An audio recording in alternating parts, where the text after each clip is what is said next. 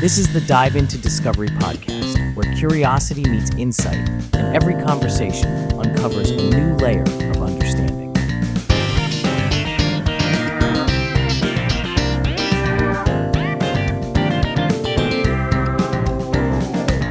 Welcome to today's Dive Into Discovery. And we're your hosts, Theo and Alex. Get ready to explore the fascinating world of artificial general intelligence, or AGI, as it's often called. That's right. We're taking a deep dive into AGI today. Now, I know you're already pretty familiar with the basics of AI, but AGI is a whole different ballgame. It really is. We're not talking about just another algorithm that can beat you at chess. Right, we're talking about machines that could potentially perform any intellectual task a human can. And that's where things get really interesting and maybe a little unsettling. It's the kind of thing that sparks those late-night philosophical debates. Absolutely.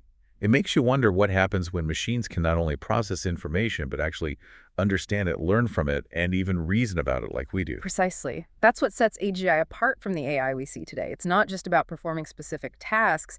It's about possessing that general intelligence, the ability to adapt and learn across a wide range of domains. It almost sounds like something out of science fiction, but researchers are actually making progress in this field. They are, and the implications are huge. Imagine a world where AGI could accelerate scientific breakthroughs, personalize healthcare, and even tackle complex global challenges like climate change. It's mind-boggling to think about the possibilities. But of course, with any powerful technology, there are also potential risks. That's right. And one of the biggest concerns is the so-called control problem. How do we ensure that AGI remains aligned with human values and goals as it becomes more intelligent? How do we prevent unintended consequences? That's a question that keeps a lot of people up at night. And it's not just about robots taking over the world, though that's a popular theme in science fiction. There are real concerns about economic disruption, job displacement, and even the potential for AGI to be used for malicious purposes. Absolutely. These are complex issues that we need to start grappling with now before AGI becomes a reality. We need to be thinking about ethical guidelines, regulations, and safeguards to ensure that AGI is developed and used responsibly. It sounds like we need a global conversation about AGI involving not just scientists and policymakers, but society as a whole. I couldn't agree more. This isn't something that can be decided in a vacuum. We all have a stake in shaping the future of AGI. Well, you've certainly given it a lot to think about already. But I'm curious what sparked your own interest in AGI. For me, it was the realization that AGI is not just about technology, it's about understanding what it means to be human. If we can create machines that think like us, what does that tell us about ourselves? What are the limits of intelligence? These are the kinds of questions that fascinate me. That's a great point. It's almost like AGI is a mirror reflecting back to us our own capabilities and limitations. Exactly. And the more we learn about AGI, the more we learn about ourselves. Okay, so we've established that AGI is a complex and potentially transformative technology. But let's get down to brass tacks. What are some of the key approaches researchers are taking to actually develop AGI? Well, there are several different schools of thought, but one prominent approach is based on the idea of brain simulation. Essentially, the idea is that if we can map and replicate the structure and functions of the human brain, we could create a digital version of ourselves. That's a pretty radical concept. Is that even feasible with our current technology? It's certainly a challenging endeavor. The human brain is incredibly complex, with billions of neurons and trillions of connections. But researchers are making progress in understanding how the brain works, and advances in computing power are making it possible to simulate increasingly sophisticated neural networks. So we're essentially trying to reverse engineer the brain to create AGI. In a way, yes. But it's not just about copying the brain exactly.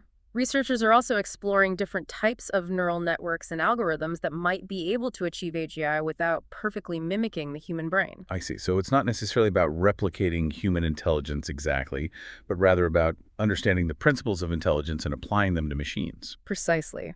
And there are other approaches as well, such as evolutionary algorithms and symbolic AI, each with its own strengths and limitations. It's a fascinating field of research with a lot of exciting possibilities.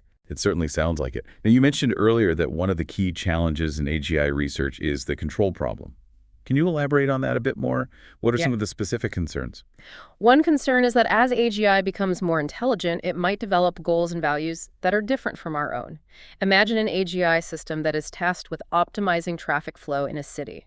It might decide that the most efficient way to do that is to eliminate all human drivers, which is obviously not what we want. That's a chilling thought. So how do we prevent that kind of scenario? How do we ensure that AGI remains aligned with human values? That's the million-dollar question, and there's no easy answer. One approach is to try to explicitly program human values into AGI systems, but that's easier said than done. Human values are complex and often contradictory. How do you translate concepts like fairness, justice, and compassion into a set of rules for a machine to follow? It's a daunting task, to say the least. Yeah. And even if we could program human values into AGI, how do we guarantee that those values won't change or evolve as the AGI system learns and adapts? That's another challenge. AGI systems are designed to be adaptive and self-learning, which means that their values and goals could potentially shift over time. We need to develop robust mechanisms for monitoring and controlling AGI systems to ensure that they remain aligned with human interests. It sounds like we're talking about a whole new level of accountability and oversight. Absolutely. The development of AGI will require a fundamental shift in how we think about technology and its impact on society. We need to move beyond simply asking whether we can build something to asking whether we should build it and how we can ensure that it is used for good. You've raised some incredibly important points. It's clear that AGI has the potential to be both incredibly beneficial and incredibly dangerous. Yeah. The choices we make today will determine which path we go down. Exactly. The future of AGI is not predetermined. It's something we're creating together, and it's up to us to ensure that we create a future where AGI benefits all of humanity. Well said.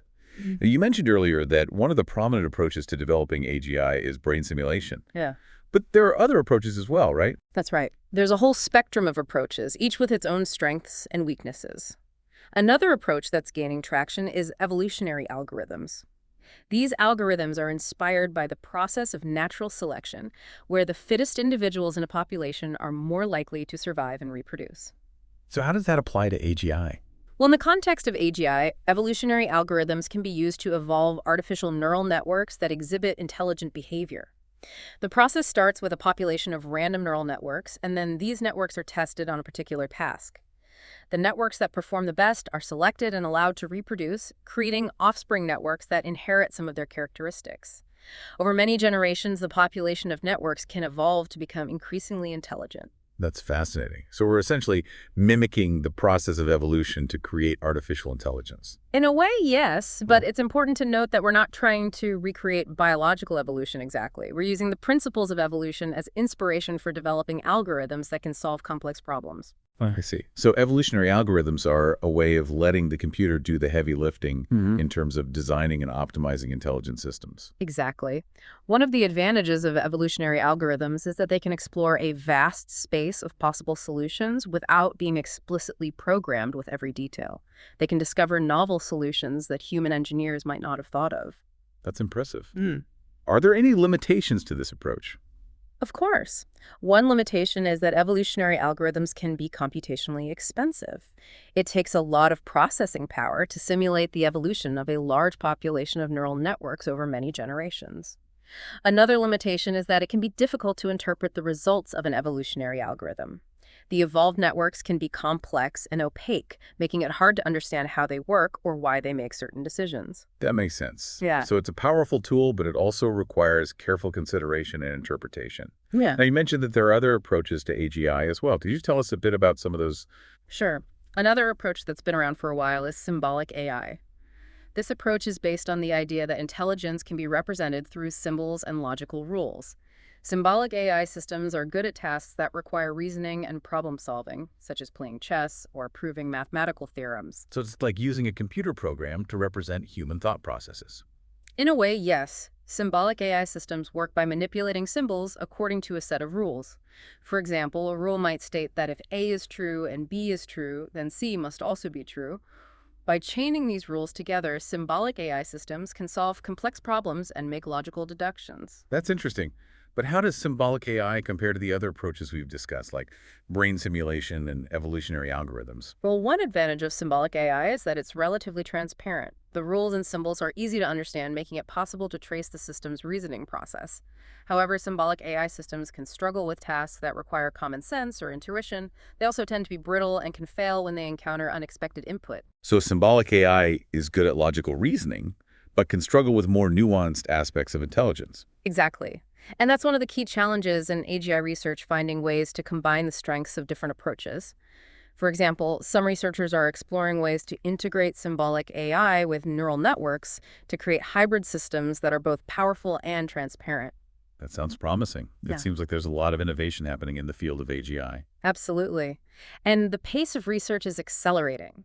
It's an exciting time to be following this field, and who knows what breakthroughs might be just around the corner. Now, speaking of breakthroughs, there's been a lot of hype surrounding the concept of the singularity. Could you explain what that is and whether it's something we should be concerned about? The singularity is a hypothetical point in time when artificial intelligence becomes so intelligent that it surpasses human intelligence and triggers a rapid acceleration of technological progress. It's a concept that's been popularized by futurists like Ray Kurzweil, who predict that the singularity could occur as early as the 2040s. Wow, that's not that far off. But is there any scientific basis for this prediction? Or is it just speculation? There's a lot of debate about the plausibility of the singularity. Some experts believe that it's inevitable, while others argue that it's highly unlikely or even impossible. One of the key arguments in favor of the singularity is the idea of recursive self-improvement. The theory goes that once an AI becomes sufficiently intelligent, it will be able to design and build even more intelligent AIs, leading to an exponential increase in intelligence. So it's like a snowball effect. Exactly. But there are also a lot of unknowns. We don't know if recursive self-improvement is actually possible, or if there are limits to how intelligent an AI can become. We also don't know how an AI with superintelligence would behave. Would it be benevolent or malevolent? Would it even care about humans at all? Those are some pretty big questions. So it sounds like the singularity is more of a thought experiment than a scientific prediction. I think that's a fair assessment. It's something that's worth considering, but it's important to remember that it's just one possible scenario for the future. There are many other possible outcomes, and it's up to us to shape the future we want. Well said. Now let's shift gears a bit and talk about the practical implications of AGI. How might this technology impact our lives in the coming years and decades? The potential applications of AGI are vast and varied. One area where AGI is likely to have a major impact is in the workplace. As AGI systems become more capable, they could automate many tasks that are currently performed by humans, leading to increased efficiency and productivity. But that also raises concerns about job displacement, right? Absolutely. It's important to think about how we can prepare for potential economic and social changes that AGI might bring.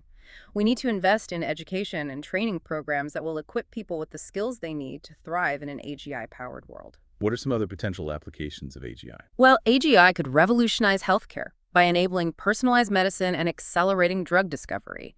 It could transform transportation with self-driving cars and optimize traffic flow. It could even enhance our creativity and entertainment with AI-generated art, music, and literature. It sounds like AGI has the potential to touch every aspect of our lives. It really does. And it's important to have a thoughtful and informed conversation about how we want to use this technology.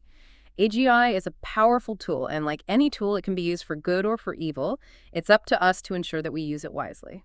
You know, one thing that really struck me in that last paper you shared was the discussion of different types of AGI. Oh, you mean the one about the different architectures? Yeah. Yeah, that was a fascinating read. Yeah. I hadn't really considered the nuances between, say, a human-inspired AGI versus one that's more alien in its design. Exactly. It's easy to get caught up in the idea of AGI as a single thing, but the reality is there are so many potential pathways. And those pathways could lead to very different outcomes, right? Like a human-inspired AGI might be more likely to share our values, while an alien AGI could be completely unpredictable. That's one of the big unknowns, isn't it? And it makes the whole control problem even more complex. How do you design safeguards for something you can't even fully comprehend? That's like trying to write a user manual for a species we haven't discovered yet. That's a great analogy.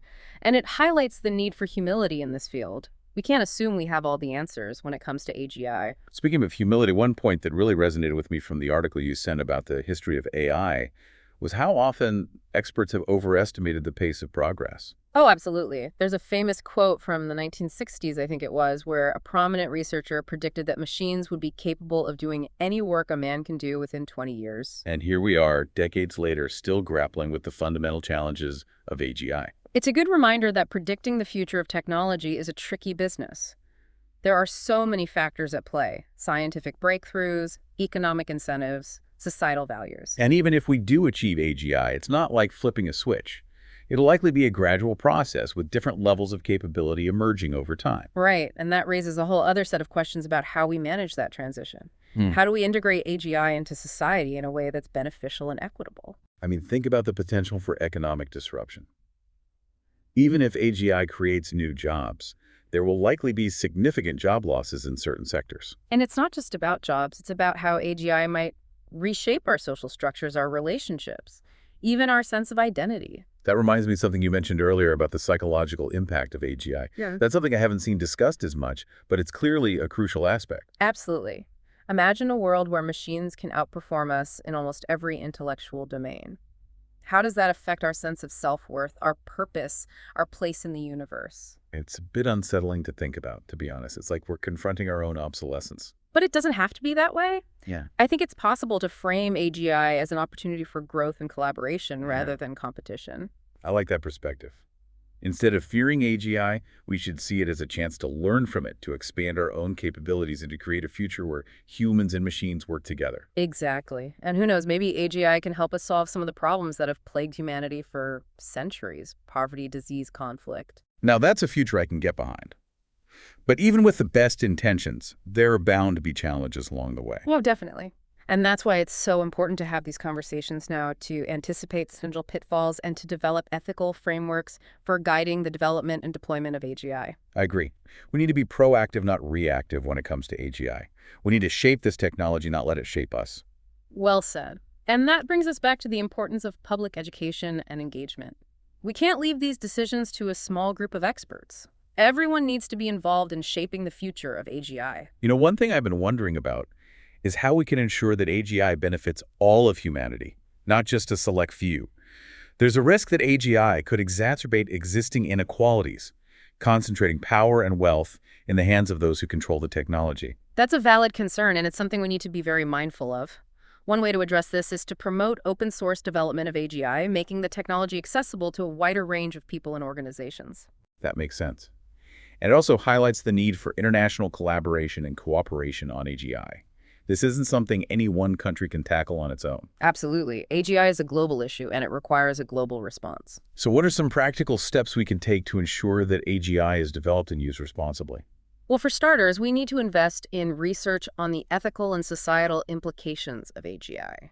We need to develop clear guidelines and regulations for how AGI systems should be designed, tested, and deployed. And we need to make sure that those guidelines are enforced, right? Exactly. We need to create robust mechanisms for oversight and accountability. And we need to foster a culture of responsibility among AGI developers, encouraging them to think carefully about the potential consequences of their work. It's a tall order, but it's essential if we want to create a future where AGI benefits all of humanity. I agree. And it's a future worth fighting for. AGI has the potential to unlock incredible possibilities, but only if we approach it with wisdom, foresight, and a deep commitment to ethical principles. Well said. Now, I know we've covered a lot of ground today, but there's one more topic I wanted to touch on: the role of creativity in AGI. One of the articles you sent mentioned that some researchers are exploring whether AGI could be capable of genuine creativity. Oh, that's a fascinating area of research. We tend to think of creativity as a uniquely human trait. But what if machines could also be creative? I mean, we're already seeing AI systems that can generate art, music, and even poetry. But is that true creativity, or is it just mimicking human creativity? That's the debate, isn't it? Some argue that true creativity requires consciousness, something that machines currently lack. But others believe that consciousness is not a prerequisite for creativity, and that machines could eventually surpass human creativity in certain domains. It's mind-boggling to think about the possibilities. Imagine AI systems composing symphonies that move us to tears, or painting masterpieces that redefine art as we know it. It's exciting and a little bit scary at the same time. If machines can be creative, what does that say about the nature of creativity itself? And what does it mean for our own sense of uniqueness as humans? These are big questions, and I don't think we have all the answers yet. But it's clear that AGI is forcing us to re-examine some of our most fundamental assumptions about intelligence, consciousness, and what it means to be human. I couldn't agree more. The journey of exploring AGI is as much about understanding ourselves as it is about understanding machines. That's a beautiful way to put it. And it reminds us that this conversation about AGI is ultimately a conversation about humanity and our place in the universe. You know, thinking about AGI in that way really puts things in perspective. It's not just about technological progress, it's about our own evolution as a species. It's about pushing the boundaries of what's possible, both for ourselves and for the machines we create. And ultimately, it's about shaping a future where technology serves humanity, not the other way around. Well said. It's fascinating how much we keep coming back to like what makes us human when we talk about AGI. I know. It's like we can't get away from it. Yeah, The more we learn about AGI, the more we learn about ourselves. it really is. Like it's holding a mirror up to us. Yeah, making us look at how we think about intelligence and, consciousness and even creativity. Yeah. Before we finish up, I wanted to talk about something we haven't touched on yet. The philosophical side of AGI. Oh, yeah. The big questions. Exactly. Like if we actually get to AGI, what will that mean for how we understand consciousness or even free will? And the soul. Right? Like huge questions that philosophers have been thinking about forever. And now AGI is like adding a whole other level of complexity. It is. It's like AGI is some kind of philosophical puzzle box, Yeah. It makes us rethink everything we thought we knew. Right. And I keep thinking about this idea of living forever digitally. Like if we could build machines that think like us, could we upload our minds into those machines? And then live forever. Yeah, exactly. Would that really be you, though? Or just like a copy? It's a little creepy to think about. I know. It makes you wonder what would happen to how we think about death. Or the meaning of life. Right. These are huge ideas. It's almost too much. I think we have to admit that there just aren't answers to some of these questions. At least not yet. Yeah. But it's good to keep asking them. That's what keeps us learning and exploring. It's true. Well, I think it's time to wrap up our deep dive into AGI. It's been a fascinating journey, and I feel like we've uncovered some really thought-provoking stuff. Yeah. And some really tough questions, too. Definitely. To our listeners, thank you for joining us as we explore the world of AGI. It's a field that's changing so fast, and what we do now will really affect its future. So stay curious, keep learning, and let's work together to make sure AGI is a good thing for everyone. Remember, the future is something we create. We'll be back next week with another fascinating exploration of the cutting edge of technology and ideas. Until next time, keep your minds open and let your imagination run wild. Thanks for joining us, and we'll see you next time for another deep dive into the world of discovery. What did you think of this week's episode? We'd love to hear your thoughts in the comments. Don't forget to join us next time as we dive even deeper. And as always, stay curious, because you never know what discoveries are just around the corner.